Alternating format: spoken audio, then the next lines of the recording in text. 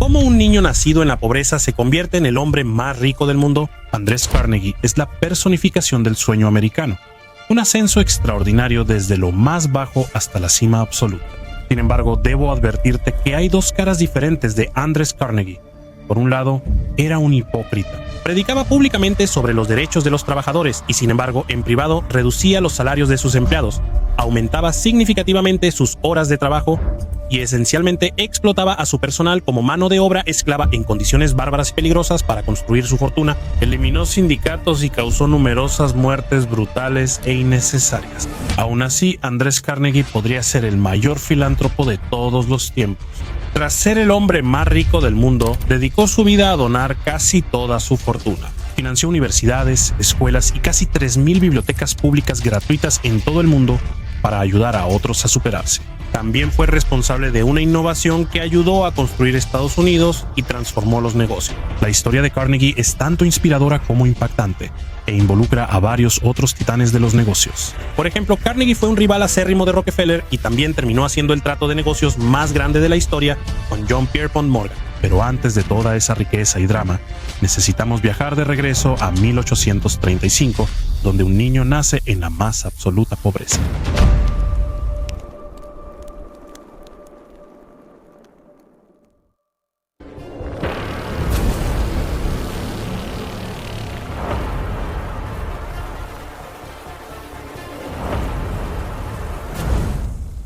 Andrés Carnegie nació en Escocia, por eso digo Carnegie en vez de Carnegie, ya que así lo pronuncian los escoceses. El inicio de la vida de Andrés fue al menos deprimente. Su primer hogar era una pequeña cabaña de una sola habitación que los Carnegie compartían con otra familia. El padre de Andrés era tejedor y fabricaba tela a mano, y Andrés quería hacer lo mismo de grande. La revolución industrial y los telares a vapor dejaron sin empleo a tejedores manuales como el padre de Andrés. De pronto la familia se quedó sin ingreso. Para que la familia tuviera suficiente dinero para sobrevivir, la madre de Andrés dio un paso adelante y comenzó a trabajar jornadas extremadamente largas reparando zapatos para la gente de la zona cercana. Mientras tanto, Andrés fue testigo de cómo su padre suplicaba por trabajo. Una imagen inquietante que se le quedaría grabada para el resto de su vida. Pronto quedó claro que ya no había futuro para la familia en Escocia. La madre de Andrés oyó de sus hermanas en Estados Unidos que ese país era la tierra de las oportunidades.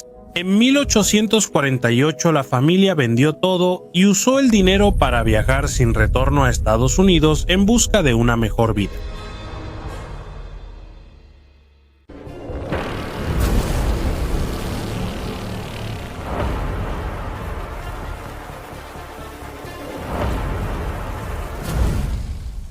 La familia llegó a Pittsburgh, Pensilvania, un centro manufacturero. Ambos padres de Andrés batallaron para hallar empleo estable. Así que Andrés dejó la escuela después de solo 5 años de educación, ya que sabía que la familia lo necesitaba para encontrar trabajo y proporcionar otra fuente de ingresos para mantenerse. A los 12 años, el padre de Andrés le consiguió empleo en una fábrica de algodón, donde trabajaba 12 horas diarias y ganaba $1.20 a la semana. Andrés luego reflexionaría que ninguna cantidad de dinero lo hizo más feliz que ese primer sueldo. Se sentía orgulloso de estar ayudando a su familia de alguna manera. Y mejor aún, Andrés pronto ascendió a asistente de ingeniero y avivaba las calderas en la fábrica textil. El sueldo mejoró, pero el trabajo le provocaba pesadilla. Despertaba sudando, creyendo que hubo un accidente en la fábrica y que estaba envuelto en llamas. A los 14 años, Andrés consiguió trabajo como mensajero en una oficina local de telégrafos. Su trabajo era recorrer Pittsburgh en bicicleta entregando telegramas. Este trabajo no solo pagaba $2.50 por semana, también le permitía conocer personas influyentes de la comunidad empresarial al entregar telegramas. Andrés aprendió quiénes eran las personas más importantes e influyentes de la zona y se aseguró de memorizar sus nombres y rostros para que si alguna vez los veía en la calle, pudiera saludarlos. Y esta estrategia funcionó. Andrés pronto llamó la atención de un hombre llamado Thomas Scott, un gerente regional de la Compañía de Ferrocarriles de Pensilvania, una gran empresa y el ferrocarril más grande del país. Tomás apreció a Andrés y lo contrató como su telegrafista y secretario privado. El salario de Andrés aumentó a $35 al mes, pero aún más importante, esta era una gran oportunidad para ver de primera mano cómo se manejaba una gran corporación. Andrés mostró de inmediato un gran potencial y por eso Thomas Scott decidió básicamente ser su mentor. Se cree que Tomás vio algo de sí mismo en Andrés. Ambos habían comenzado siendo muy pobres, pero tenían una enorme ambición y ética de trabajo. Para Andrés esta conexión fue invaluable, pues Tomás Scott luego sería presidente de la compañía. Como Andrés era protegido de Tomás, también ascendió rápido en la compañía. Supervisó con Tomás la expansión del ferrocarril. Esta mentoría fue clave para el futuro de Andrés y le ayudó a comprender cómo manejar un negocio rentable. Los dos tenían un vínculo cercano y Tomás llamaba cariñosamente a Andrés como mi chico Andy. Sin embargo, mientras que el futuro de Andrés parecía prometedor, no era así para su padre. Tras 7 años en Estados Unidos, el padre de Andrés murió a los 51 años víctima de la revolución industrial. Un día Andrés llegó a casa del trabajo y vio a su madre llorando y en ese momento le prometió que se haría rico y la cuidaría. Aunque Andrés dijo esto con convicción, ninguno de los dos podría haber imaginado lo locas que se pondrían las cosas.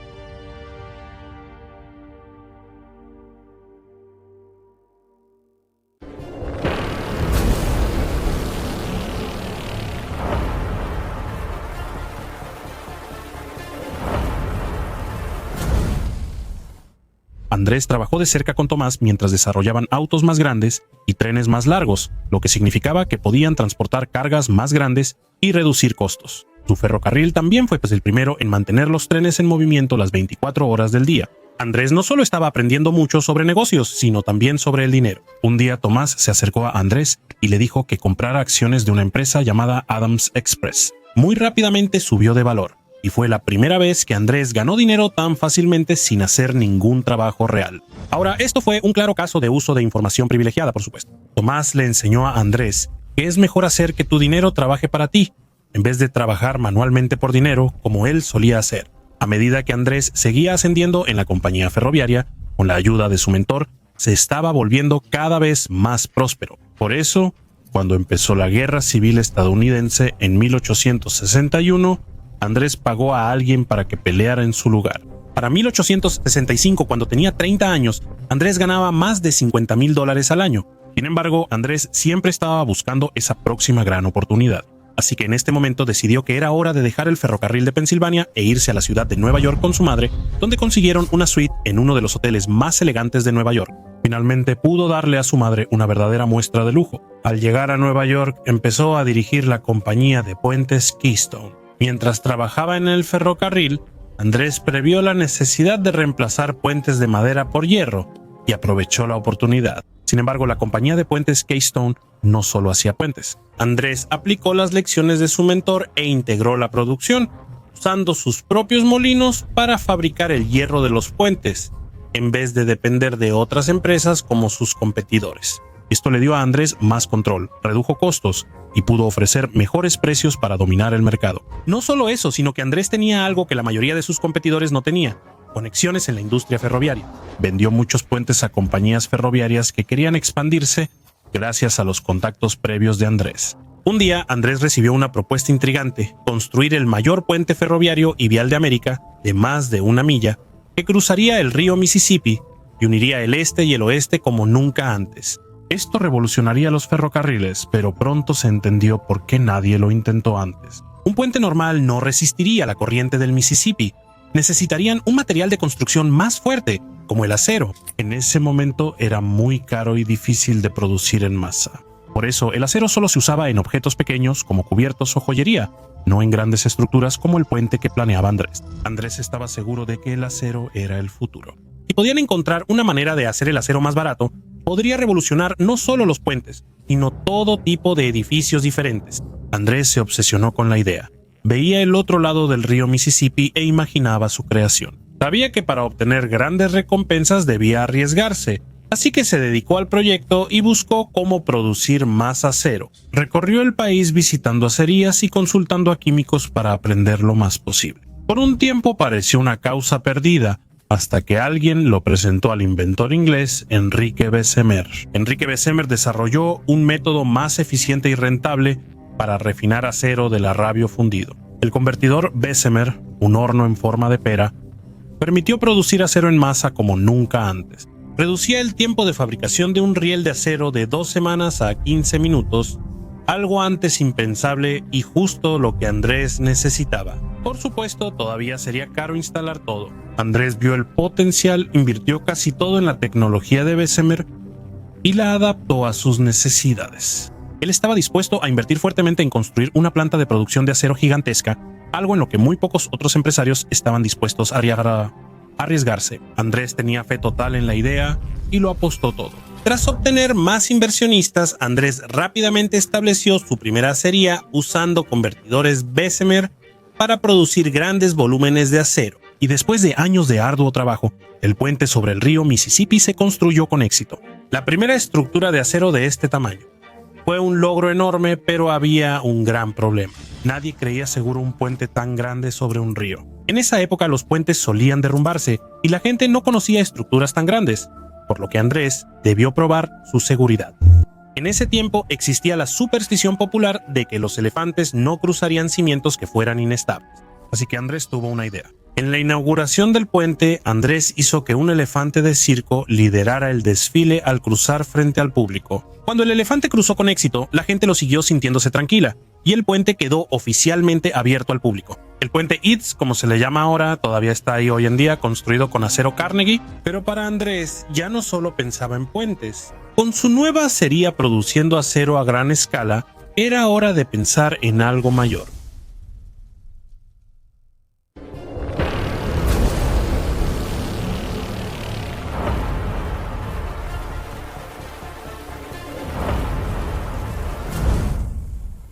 Gracias a la acería de Andrés y al proceso Bessemer, ahora era posible crear grandes estructuras de acero. Al principio, el mayor cliente de Andrés eran los ferrocarriles, ansiosos por reemplazar puentes y vías con acero, ahora accesible, más fuerte y confiable. Sabiendo que los ferrocarriles serían un cliente clave, Andrés tomó una decisión inusual pero estratégica sobre el nombre de su primera acería. En vez de usar su nombre, la llamó Acería Edgar Thomson en honor al presidente del ferrocarril de Pensilvania. Andrés pensaba que nombrarla por uno de los hombres más influyentes del negocio ferroviario mostraría su aprecio y atraería más clientes. Tenía razón. Edgar Thomson ordenó casi de inmediato 2,000 rieles de acero a la compañía de Andrés. Sin embargo, parte de la razón por la que Andrés pudo producir acero a un precio más accesible fue que su planta de acero era implacablemente eficiente. Gracias a su crianza humilde, aprendió el valor de contar cada centavo, y esa frugalidad lo acompañó mientras dirigía su negocio de acero. Su lema, cuida los costos y las ganancias se cuidarán solas. Una forma clave de ahorrar era reducir costos laborales y aprovechar al máximo a cada trabajador. Andrés hacía trabajar a sus empleados 12 horas diarias los 7 días de la semana. Solo les daba un día libre al año, el 4 de julio. El resto eran días de arduo trabajo. Muchos trabajadores sufrían graves lesiones laborales y las muertes eran comunes en los molinos de Carnegie. A los trabajadores no les daban suficiente cuidado, equipo ni seguridad, ya que recortar costos era prioridad. Los empleados eran llevados al límite mental y físico, mientras Andrés fomentaba la competencia enfrentándolos. Aunque esto sí ayudó a que produjeran cantidades récord de acero, eso después se convirtió en la nueva cuota estándar que se esperaba que cumplieran cada semana. Si no cumplían, los despedían. La rotación era alta porque el trabajo agotaba al personal. Eso le funcionaba a Andrés porque se aseguraba de que la producción usara trabajadores no calificados en tareas repetitivas. Así la mano de obra era fácilmente reemplazable. Los trabajadores no sentían orgullo ni artesanía en su labor y se sentían deshumanizados. Claro, el contexto importa. En el siglo XIX, Andrés Carnegie no fue el único que explotó a los trabajadores con salarios bajos. Pero Andrés definitivamente priorizaba la eficiencia y la reducción de costos por encima de todo lo demás. Aunque fue duro para los empleados, fue efectivo. La búsqueda de eficiencia de Andrés hizo que sus fábricas fueran de las más productivas del mundo. Su fábrica pronto produjo 225 toneladas de acero diarias. Andrés Carnegie había encontrado la manera de producir acero barato en masa y estaba impulsando el crecimiento de una nación, dándole al país todo el acero que necesitaba y haciéndose una fortuna. Aunque Andrés era estricto con los costos, estaba dispuesto a gastar más si eso mejoraba la eficiencia. Por ejemplo, al avanzar la tecnología, buscaba máquinas para sustituir a las personas, ya que no necesitaban dormir. Él eliminaría de inmediato un proceso, planta o departamento si había una forma más eficiente de hacer las cosas, y se hizo conocido por tomar decisiones rápidas y despiadadas. Andrés innovó al instalar sistemas como grúas aéreas y polipastos para mejorar el manejo de materiales, acelerando la fabricación de acero y aumentando la capacidad de producción en sus fábricas. Como antes, la integración vertical siempre fue la meta de Andrés. buscando controlar todas las empresas de la cadena de suministro. Así que, por ejemplo, él quería ser dueño del suministro de materias primas, hasta la fabricación del acero e incluso el transporte de los productos terminados a los clientes. Al controlar toda la producción, redujo más los costos. Curiosamente, a los 33 años, Andrés se escribió una carta prometiéndose trabajar solo 2 años más y luego dedicar el resto de su vida a fines benévolos. Él escribió: simplemente ganar más dinero debe degradarme más allá de toda esperanza de recuperación permanente. Sin embargo, lamento decir que 2 años después, Andrés no solo seguiría trabajando, sino que estaría rodeado de más controversia que nunca antes.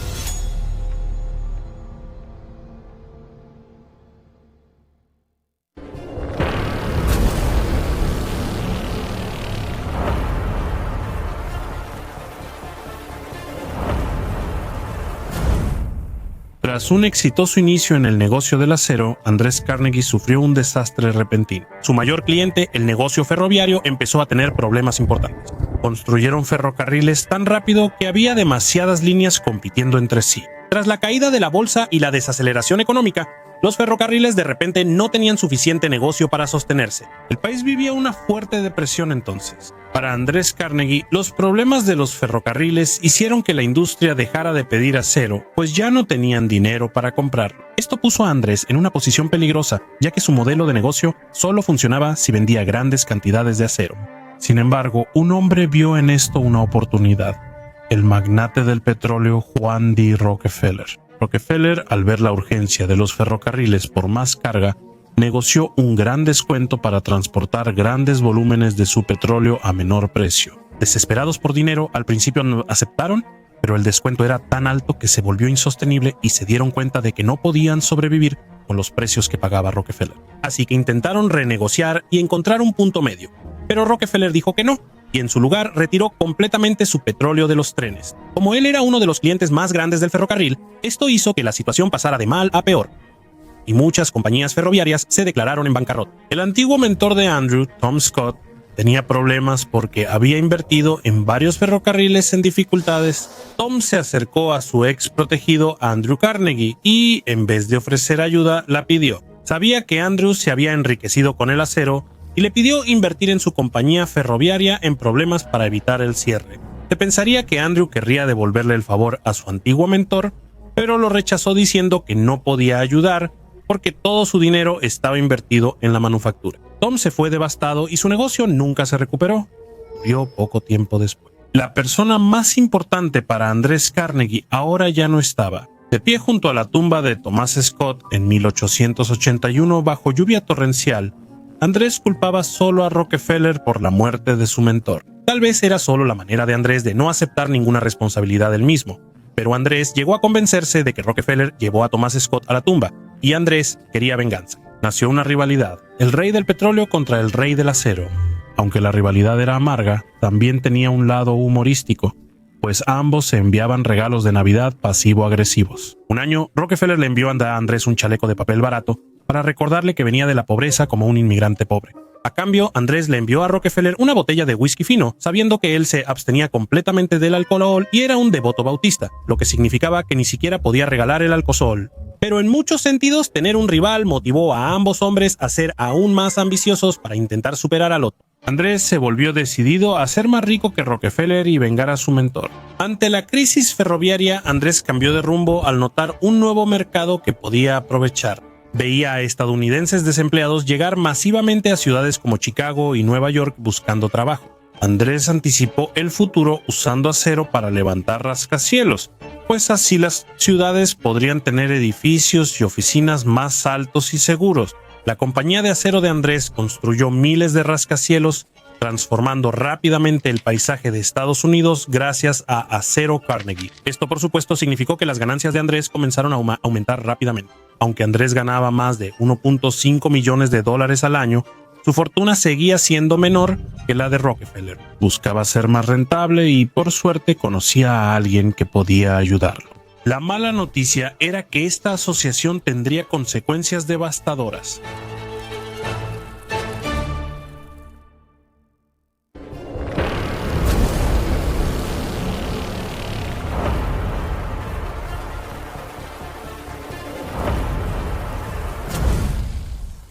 Para Para administrar sus acerías, Andrés contrató a Enrique Clay Frick, un industrial reconocido por su crueldad como ejecutivo despiadado.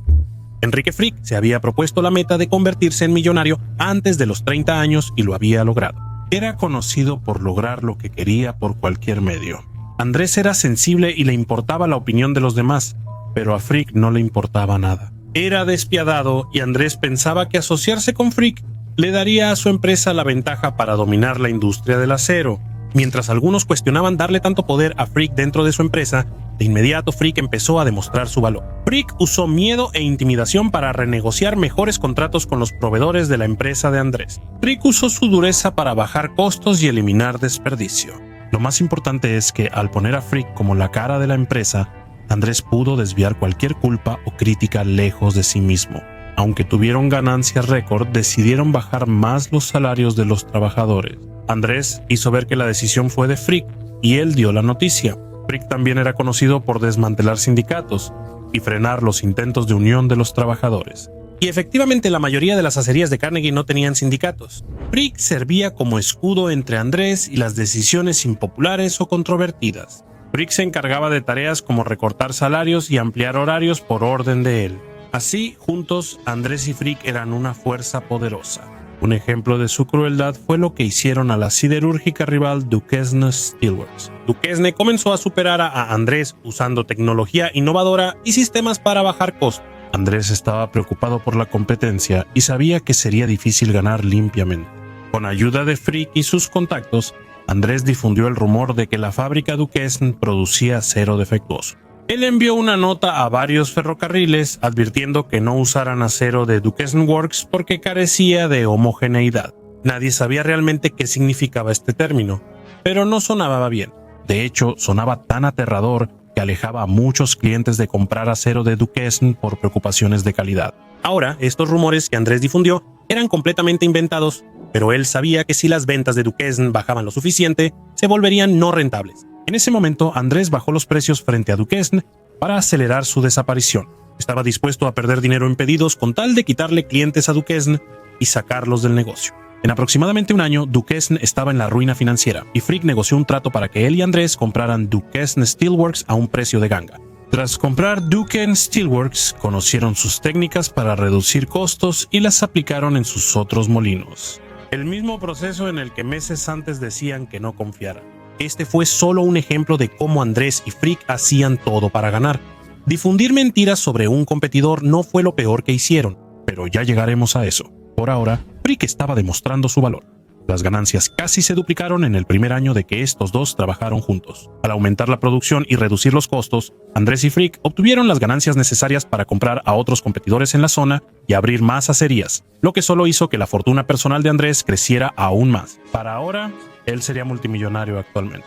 Sin embargo, la reputación de Andrés Carnegie y Enrique Frick causó controversias que mancharon para siempre la imagen de Andrés, pese a su esfuerzo por cultivarla. El primer desastre sucedió cuando Frick adquirió terrenos en las colinas de Pittsburgh y creó un club privado solo para los hombres más ricos del país. Incluía a unos 50 industriales, banqueros e influyentes. El socio más destacado del club era Andrés Carnegie, compañero de Frick. Lo llamaron Club de Pesca y Caza South Fork, y queriendo su lago privado, tomaron control de la presa South Fork, la mayor de su tipo, con 20 millones de toneladas de agua. A 14 millas río abajo estaba Johnstown, un pueblo obrero de trabajadores del acero y sus familias. Desafortunadamente, al club le preocupaba mucho más adaptar la presa a sus propias necesidades que asegurarse de que fuera segura. Así que hicieron cambios como nivelar la parte superior para hacer espacio para un camino y también bajar la presa varios pies. Esto iba contra los consejos de seguridad dados. Funcionarios locales pidieron a Frick reforzar la presa, pero al club solo le importaba mantener su club de pesca y caza perfecto. No te sorprenderá saber que en 1889, cuando llegó una tormenta, la presa se rompió, enviando millones de galones de agua a los pueblos de abajo. Murieron 2.209 personas, incluyendo 400 niños. Durante años hallarían cuerpos, pues muchos fueron arrastrados a cientos de millas. La inundación de Johnstown fue el peor desastre causado por el hombre en Estados Unidos en ese momento, y el club usó su dinero para evitar responsabilidades. Cabe destacar que Andrés Carnegie era el miembro más destacado de este club. No hay indicios de que él mismo estuviera directamente involucrado en nada relacionado con la presa, pero Andrés sí ayudó a encubrir todo para proteger a Frick, y solo la estrecha relación de Andrés con Frick y su participación en el club fue suficiente para manchar la reputación de Andrés en los medios. Y hubo indignación pública por las acciones negligentes de este club rico, cuyas modificaciones a la presa al parecer causaron la tragedia, y para Andrés esto solo fue el inicio de las controversias en las que se vería involucrado. Las cosas estaban a punto de ponerse mucho peor.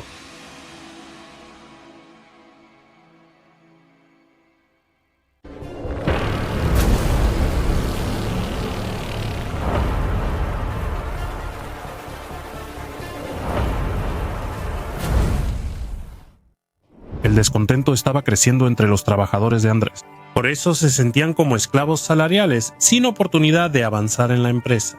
Veían como la fortuna de Andrés crecía rápidamente mientras ellos luchaban solo por sobrevivir. Lo que más les enfurecía es que en un ensayo público Andrés defendía el derecho de los trabajadores a organizarse en sindicatos. En privado su empresa intentaba aplastarlos, aunque Andrés decía lo correcto en público para quedar bien. Y luego, en privado, hacía que Frick hiciera exactamente lo contrario y les hiciera la vida imposible a sus trabajadores. Otro ejemplo es que Andrés construyó una biblioteca junto a su primera acería, según él, para los trabajadores de la acería Edgar Thompson. Pero la realidad era que sus empleados trabajaban tantas horas que no tenían oportunidad de usarla. Además, contrataba a muchos trabajadores sin estudios que no sabían leer. La biblioteca parecía estar más relacionada con su propia autopreservación que con el verdadero cuidado de sus trabajadores. Si realmente hubiera querido ayudarlos, les habría dado los aumentos y las medidas de seguridad que pedían, no una biblioteca. Andrés disfrutaba ser el buen tipo, inaugurando bibliotecas y escribiendo sobre derechos laborales, mientras hacía que Frick asumiera las decisiones impopulares y el trabajo sucio. Por suerte, Frick no parecía preocuparse mucho por su propia imagen.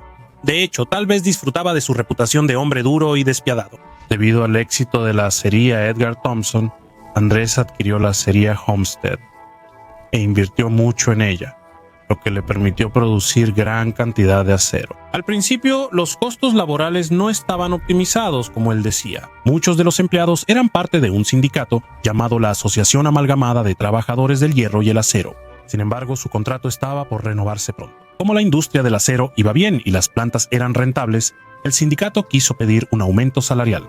Obviamente Andrés no tenía ninguna intención de hacer eso. Dijo que podría construir una biblioteca cerca de la planta de acero de Homestead si eran buenos socios. Y lo que realmente quería decir con eso era que la construiría si los trabajadores renunciaban a su afiliación con los sindicatos. Andrés intentaba pasar de multimillonario opresor a defensor de los derechos de los trabajadores. Así que cuando se acercaban las negociaciones con el sindicato, puso a Frick a cargo para que se encargara de eso. Andrés le dijo a Frick que tenía todo su apoyo para hacer lo que fuera necesario. Mientras tanto, Andrés decidió distanciarse de Frick y de toda la negociación con el sindicato. Él sabía lo agresivo que era Frick y lo desagradable que podía ser la disputa. En mayo de 1892, Andrés tomó largas vacaciones en Escocia y dejó Homestead a cargo de Frick. Andrés buscaba distanciarse públicamente y poder negar su relación si todo se salía de control. En privado, Andrés le dijo claramente a Frick: haz lo necesario. Andrés Carnegie, quien defendía los derechos de los trabajadores y sindicatos, ordenó a Frick acabar con el sindicato en su planta. Antes de irse a Escocia, Andrés dio a Frick una instrucción más. Aumenta aún más los niveles de producción en la planta de acero de Homestead antes de que expire el contrato sindical en el verano, lo que significaría que tendrían una reserva de material si las negociaciones fracasaban y los trabajadores se iban a huelga. Y de hecho, Frick empezó a exprimir todo lo que pudo de los trabajadores. Las jornadas laborales se extendieron, aunque tener empleados exhaustos en una acería peligrosa provocaba más lesiones y muertes. Se calcula que el 9% de los trabajadores del acero morían en el trabajo. Los trabajadores de Homestead eran más presionados, vivían en condiciones terribles con bajos salarios y veían a compañeros sufrir accidentes o morir. Trabajaban más horas sin aumento de sueldo, y la fuerza laboral estaba unida. Esto no podía continuar. Con su contrato actual a punto de expirar, el sindicato dijo que querían un aumento de sueldo y mejoras en las condiciones de seguridad. Desafortunadamente para ellos, estaban tratando con Enrique Frick, quien inmediatamente contrarrestó sus propuestas con una reducción salarial del 22% y dijo que tenían que disolver el sindicato para poder seguir trabajando en la planta. Solo imagina eso por un momento. Sabes lo bien que les va a los dueños de la planta de acero, pero ahora te están sugiriendo que trabajes más horas por menos dinero cuando ya de por sí tienes un salario muy bajo. Frick y Andrés pensaban que al amenazar a los trabajadores con perder su empleo, cederían, pero se equivocaron. Los trabajadores se cansaron y rechazaron las demandas de Frick. Los trabajadores buscaron a Massa, Andrés, principal dueño de la fábrica, y defensor público de sindicatos y trabajadores. Así que seguramente Andrés no se quedaría de brazos cruzados y dejaría que Frick hiciera esto, ¿verdad? Convenientemente, Andrés estaba fuera de alcance en sus vacaciones en Escocia, al menos para trabajadores y prensa. Desde su castillo en las tierras altas de Escocia, Andrés seguía en contacto con Enrique Frick y sabía lo que pasaba. Le escribió varias cartas a Frick diciendo: «Señor Frick, confío en que pondrá en orden Homestead. Puedes lograr cualquier cosa con tu suave persistencia. Todos aprobamos cualquier cosa que hagas. Te apoyamos hasta el final». En privado era muy claro de qué lado estaba Andrés. Como el sindicato no cedía, el 25 de junio Frick anunció que dejaría de negociar con ellos y solo trataría con los trabajadores individualmente. De hecho, el sindicato dijo que estaban dispuestos a ceder en prácticamente todas las demás demandas de Frick, pero insistieron en que se les permitiera mantener su sindicato. Sin embargo, Frick no tenía ningún interés en llegar a compromisos. Él quería ganar.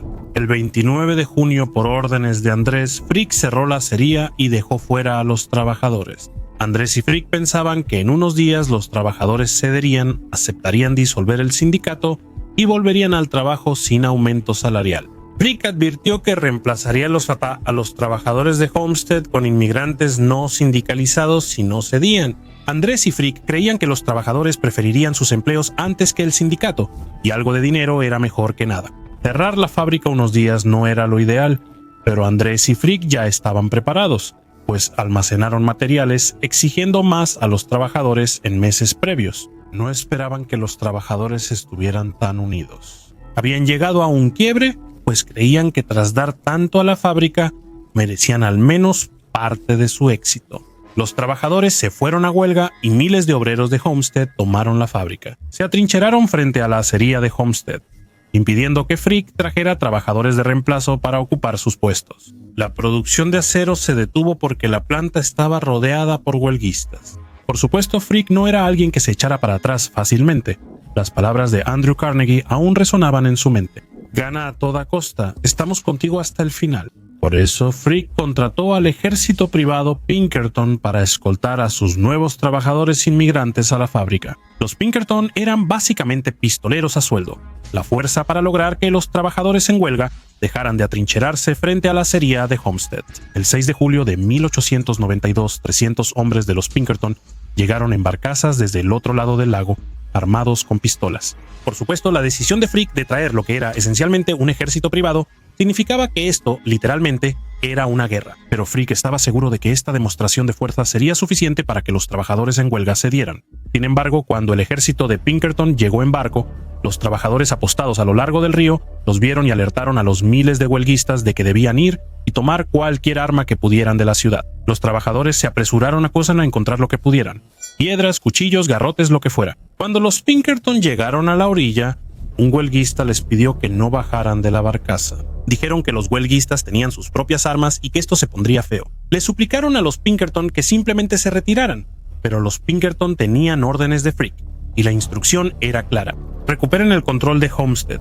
Ahora los historiadores aún no están seguros de quién disparó el primer tiro, pero lo que sí sabemos es que muy pronto el área alrededor de la acería de Homestead se llenó con el sonido de piedras, balas y gritos.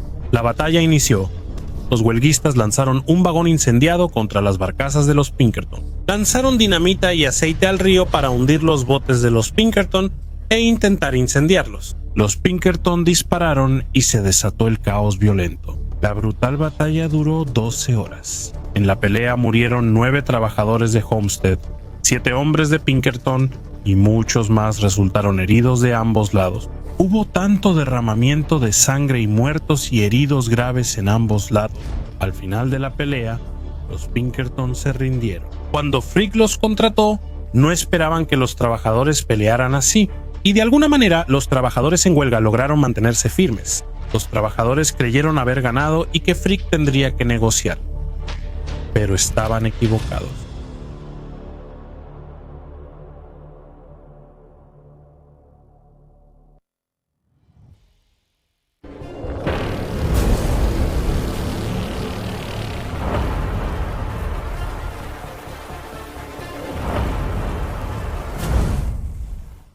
Tras la violencia en Homestead, el gobierno de Pensilvania envió a la milicia estatal para restablecer el orden. 8,000 soldados llegaron para resolver la situación. Sin embargo, su resolución fue recuperar la fábrica para Carnegie Steel. Los trabajadores eran superados en número y tuvieron que irse. Esto significó que Frick pudo reabrir la acería y traer a sus trabajadores de reemplazo más baratos. Muchos trabajadores originales de Homestead perdieron su empleo. De hecho, como resultado de esto, algunos de ellos no solo habrían perdido sus trabajos, sino también sus hogares, todo.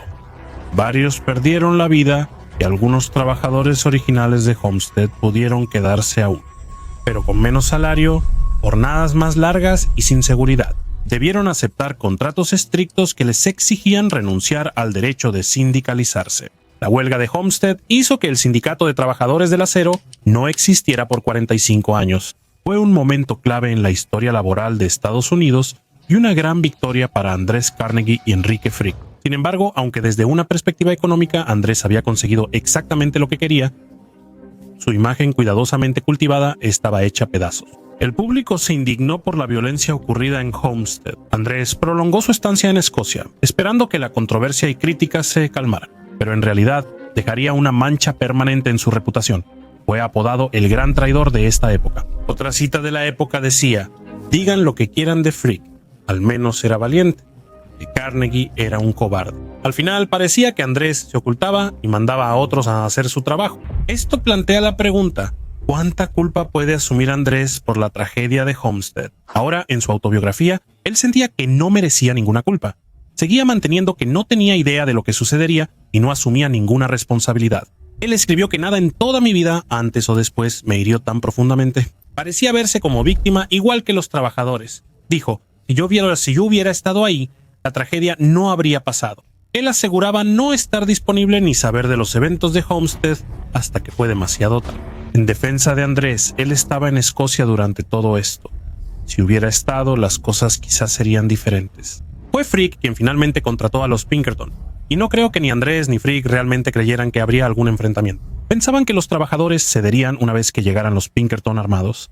No es como si Andrés hubiera planeado esto o pudiera saber exactamente lo que iba a pasar. Y ciertamente no creo que Andrés alguna vez quisiera o pensara que se derramaría sangre, pero desafortunadamente calculó mal. Andrés, como dueño principal de la planta, debe asumir parte de la responsabilidad. Varios documentos y cartas demuestran que Andrés sabía del plan de Frick para destruir el sindicato y le dio su aprobación y apoyo para actuar según fuera necesario. Por ejemplo, una carta de Andrés durante las tensiones decía: nunca emplees a estos alborotadores, no debemos fallar ahora. Y por supuesto fue Andrés quien puso a Frick a cargo de todo, a pesar de saber que Frick había usado a los Pinkerton en el pasado. Andrés estaba muy consciente de los métodos brutales de Frick y de cuáles serían sus intenciones.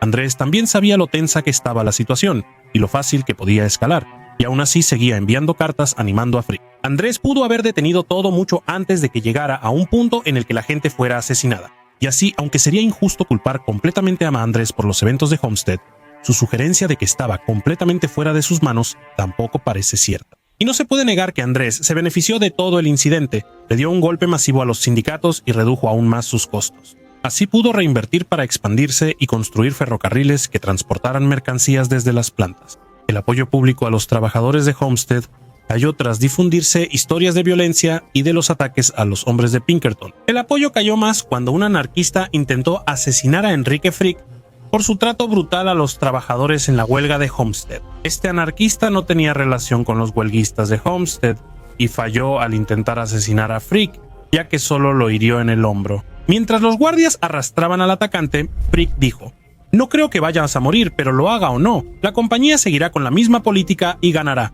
Frick no murió, de hecho, fiel a su estilo, Frick volvió al trabajo como si nada esa misma semana. Pero todo esto sí pareció cambiar un poco el sentimiento público, especialmente porque mucha gente podía ver que el acero de bajo costo de Carnegie tenía grandes beneficios para todo el país.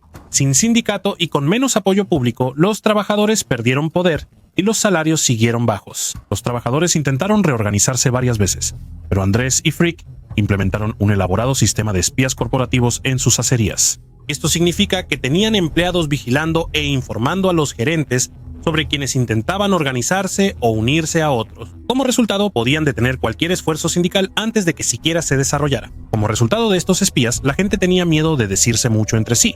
y cualquier sentido de comunidad había sido destruido. En ese tiempo se decía, en Homestead para hablar tienes que hablar contigo mismo. Dado que el propio padre de Andrés había luchado activamente por mejores condiciones laborales cuando estaba vivo, hace que sea aún más extraño que Andrés estuviera tan dispuesto a aplastar los esfuerzos de sindicalización. Pero sinceramente, a lo largo de su vida, Andrés parecía estar en conflicto consigo mismo. Por un lado, creía que los trabajadores merecían más, pero también sabía que para ganar debía reducir costos y ser más eficiente que la competencia. Andrés claramente tenía muchas ganas de simplemente intentar seguir adelante con todo el incidente. En una carta a un amigo escribió: "Oh, ese error de Homestead se desvanece como otros eventos y ya volvimos a vender acero por una libra el medio penique". Años después, Andrés volvió a Homestead para inaugurar un edificio con biblioteca, sala de conciertos, alberca y gimnasio. Al inaugurarlo dijo: "Con esta reunión, todos los pensamientos de arrepentimiento y recuerdos desagradables quedan enterrados para siempre en el océano. Desde ahora debemos ver Homestead como lo vemos hoy". El edificio era magnífico, pero la idea de que compensaba todo el daño causado era ridícula, y parecía más bien que Andrés intentaba convencerse a sí mismo que a cualquier otra persona. Andrés también empezó a decirles a los reporteros de los periódicos que si él hubiera estado presente durante la huelga de Homestead, nada de esto habría sucedido. Dijo que tenía respeto por sus trabajadores y que nunca habría habido derramamiento de sangre bajo su supervisión. La implicación era clara. Frick era responsable de lo sucedido. Por eso se indignó al notar que Andrés intentaba culparlo totalmente.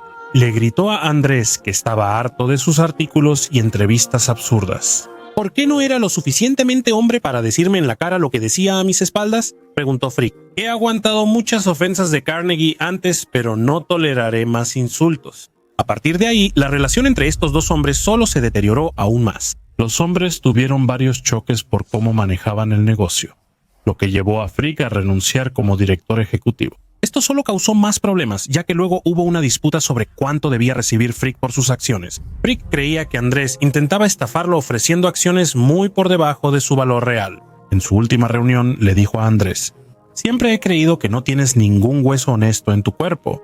Ahora sé que eres un maldito ladrón".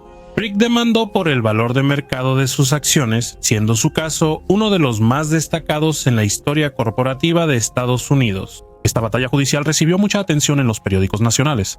Después de todo, era una gran historia. Dos titanes de la industria, antes socios, ahora rivales. Una historia de venganza, traición y engaño. La demanda permitió revelar detalles financieros de la empresa.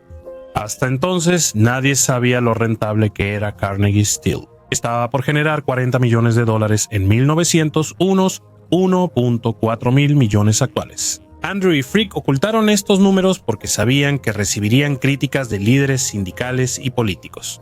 Para evitar revelar más detalles privados en la corte, se acordó con Frick comprarle su parte por 31.6 millones. A cambio, renunció a la gestión y retiró su demanda. Desde entonces, ambos se alejaron y no volvieron a verse, aunque Frick seguía molestando a Andrew a distancia. Le mandaba mensajes a Andrew burlándose de sus malas decisiones empresariales.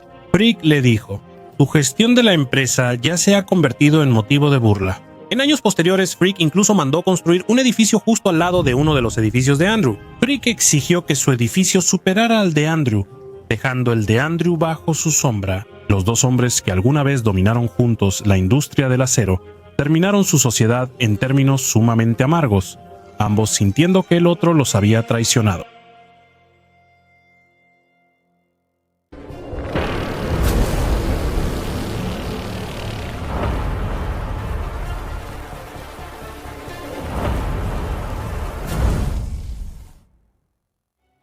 A pesar de la controversia, Andrew Steel Mill prosperó. De hecho, para el cambio de siglo, la compañía de Andrew producía más acero que todo el país de Gran Bretaña.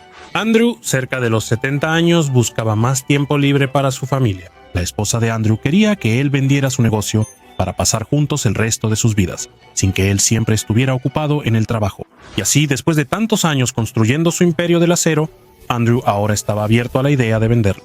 El problema era que pocos podían pagarlo por su alto valor. Sin embargo, un hombre mostró gran interés: el financiero muy rico John Pierpont Morgan. ¿Recuerdas que mencionamos que la industria ferroviaria se metió en un lío? John Pierpont Morgan aprovechó comprando ferrocarriles subvaluados y fusionándolos para crear compañías dominantes, construyendo una fortuna en la industria. Y después de conquistar el negocio ferroviario, John Pierpont Morgan había dirigido su atención a una de las otras industrias más rentables del país, el acero. Sus plantas no eran tan eficientes ni baratas como las de Andrew Carnegie, y John Pierpont Morgan sabía que para dominar el acero debía comprar la compañía de Carnegie en vez de competir. El acuerdo fue negociado por Charles Schwab, entonces presidente de Carnegie Steel, quien reemplazó a Henry Frick. Charles Schwab fue el intermediario entre estos dos magnates. Charles primero consultó a John Pierpont Morgan, quien sí mostró interés, y luego le propuso la idea a Andrew. Se dice que la esposa de Andrew aconsejó a Charles Schwab. Ella dijo: pregúntale a mi esposo sobre vender su empresa cuando estén jugando golf, pues ahí está más relajado y de buen humor. Y déjalo ganar. Y efectivamente funcionó, y Andrew aceptó la idea de vender su imperio del acero a John Pierpont Morgan. Se acordaban el precio. En 1901, John Pierpont Morgan pidió a Andrew Carnegie que escribiera cuánto quería por su negocio. Andrew escribió en un papel: $480 millones. Con la inflación, ese precio equivale a unos 17 mil millones de dólares hoy en día. Se dice que John Pierpont Morgan solo revisó el papel y aceptó el trato de inmediato. Al darse la mano tras firmar, Andrés dijo: me pregunto si pude pedirte $100 millones más. John Pierpont Morgan respondió: si lo hubieras hecho, te lo habría dado. Aún así, fue la transacción comercial más grande en la historia de Estados Unidos. Tras cerrar el trato, John Pierpont Morgan fusionó la empresa de acero de Andrés con otras y fundó Estados Unidos Steel, la primera corporación de $1,000 millones. La venta de su negocio de acero hizo a Andrés Carnegie el hombre más rico del mundo. El niño que nació pobre en Escocia, sin esperanzas ni conexiones, llegó al nivel financiero más alto posible. Había hecho una riqueza obscena, pero ¿a qué costo? ¿Y qué ibas a hacer con todo ese dinero? Oigan, antes de pasar a la siguiente parte de la historia, solo quiero decir que si encuentran interesantes estos videos, por favor consideren activar las notificaciones para Magnates Media. Estoy trabajando en proyectos aún más grandes en este momento, así que si quieren asegurarse de verlos cuando estén listos, solo activen la campanita de notificaciones ahora. También solo quiero darles un enorme agradecimiento por ver este canal. Estos videos realmente toman mucho tiempo en hacerse, así que de verdad aprecio mucho todos sus comentarios y su apoyo. Así que sí, gracias por todo, y ahora volvamos a la historia.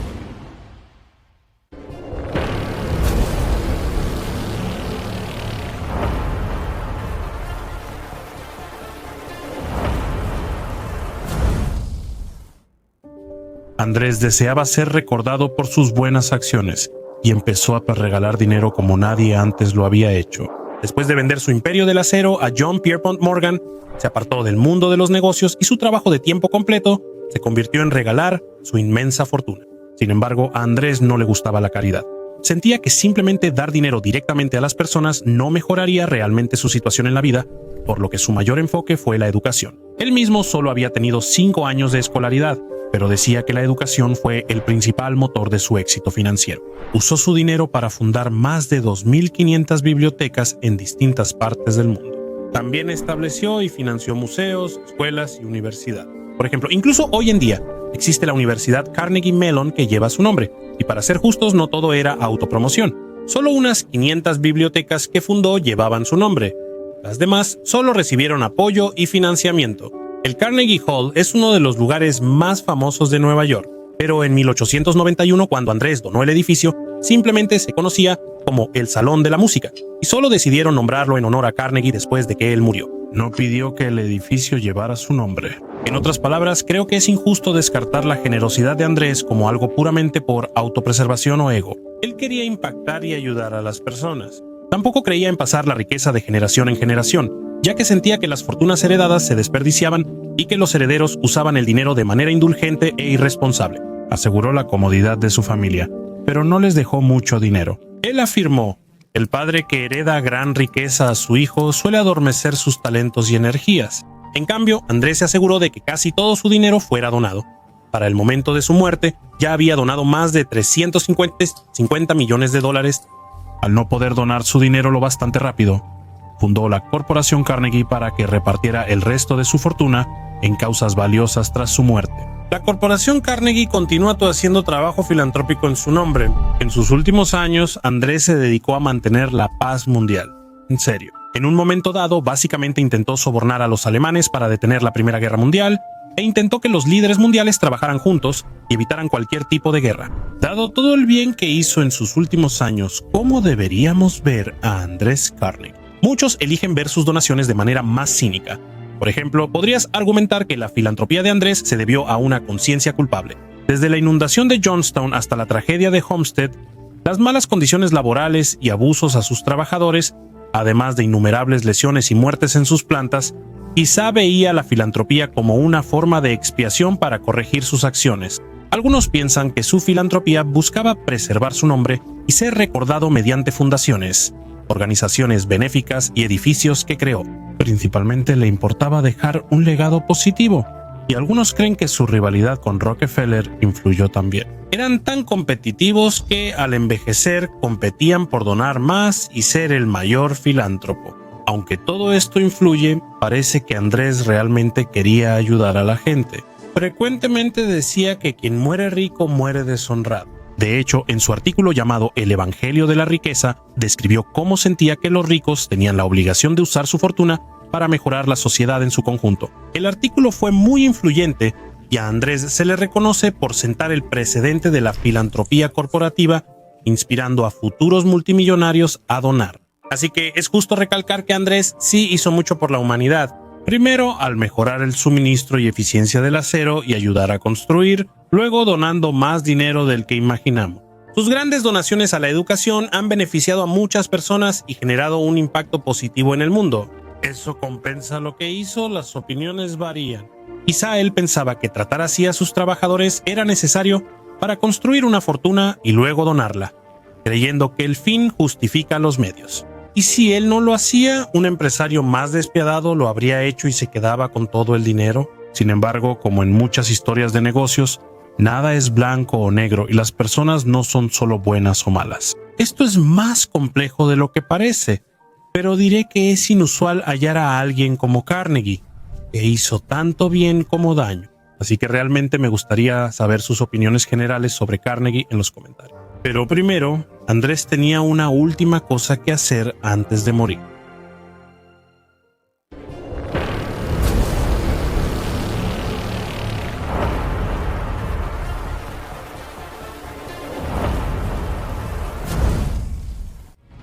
En sus últimos años, sabiendo que su tiempo en este mundo estaba por terminar, Andrés Carnegie aún tenía un último asunto pendiente por atender. Envió un mensajero con un mensaje para su ex socio Enrique Frick. Los dos hombres no se habían visto en muchos años desde la demanda.